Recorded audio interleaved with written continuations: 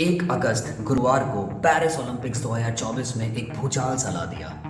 किस्सा है ईमान खलीफ का, जो कि अल्जीरिया के प्लेयर हैं। उनके लिंक को लेकर एक बहुत बड़ा विवाद सामने आ रहा है। दरअसल घटना है 1 अगस्त की ही, जब ईमान खलीफ, जो कि अल्जीरिया के प्लेयर हैं, उनका मुकाबला तय था एंजेलिना करीनी, जो कि इटली के प्लेयर हैं। मुकाबला तय समय में शुरू हुआ।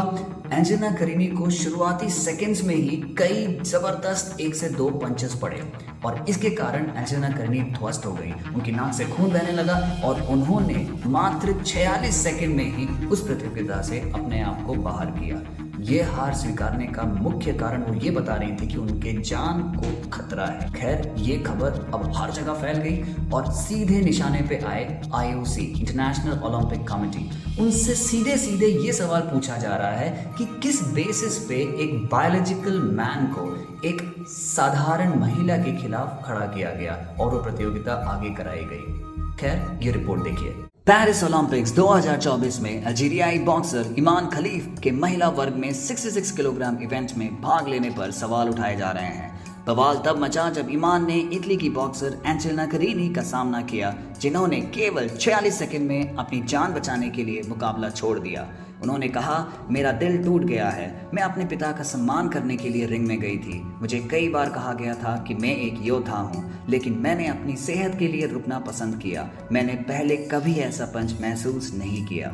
अब विवाद यह खड़ा हो गया है कि खलीफ के पास पुरुष क्रोमोसोम होने के बावजूद उन्हें महिला बॉक्सर के रूप में इस कंपटीशन में भाग लेने की अनुमति कैसे दी गई। अब थोड़ा ईमान खलीफ के बारे में भी जान लेते हैं।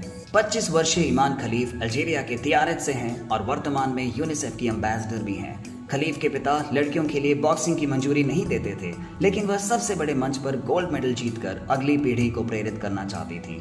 खलीफ ने 2018 वर्ल्ड चैंपियनशिप में प्रोफेशनल बॉक्सिंग की शुरुआत की, जहां उन्होंने 17वां स्थान प्राप्त किया। 2019 कंपटीशन में उन्होंने 19वां स्थान प्राप्त किया।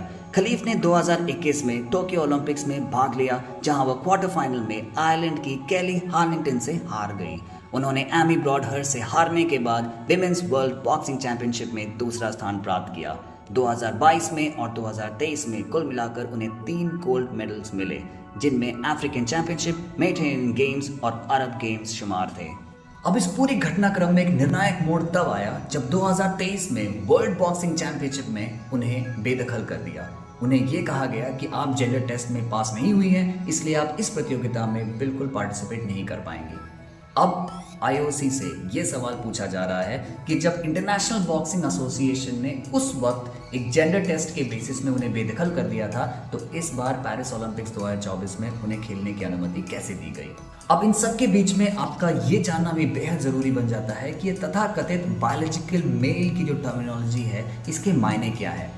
दरअसल जब भी एक फीमेल की एक जेंडर टेस्टिंग की जाती है, अगर उसमें XY क्रोमोसोम पाया जाता है और टेस्टोस्टेरोन की लेवल थोड़ी अधिक मात्रा में पाई जाती है, तो उसे बायोलॉजिकल मेल की कैटेगरी में रख दिया जाता है। इसका मतलब ये है कि उनके अंदर कुछ अलग शक्तियां हैं, कुछ अलग ताकत है, जिससे कि वो एक साधारण महिला के साथ कॉम्पीट नहीं कर सकते हैं।